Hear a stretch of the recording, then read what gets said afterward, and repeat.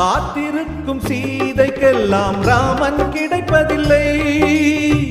ராவணர்க்கு சீதை என்று பிரம்மன் எழுதவில்லை.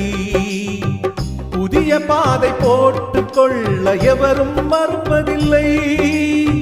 பலிகள் கேட்கும் பழமை தன்னை யாரும் பொறுப்பதில்லை. பெண்ணுக்கு பெண் இங்கு எதிரி இல்லை. பெண்மையை காட்டிலும் தெய்வமில்லை. அத்தை கண்களில் அன்னை தோன்றினாள். தோன்றினள் மாகாளி, அவள் பரிசிந்த பொன் தாலி. இது காதலின் சங்கீதம், புது குங்கும சந்தோஷம். மாற்றும் மாலையும் ஏற்றும் தீபமும் மங்கள பண்பாடும் ஸ்ரீதேவியின் கல்யாணம். ஓ மங்கள பண்பாடும்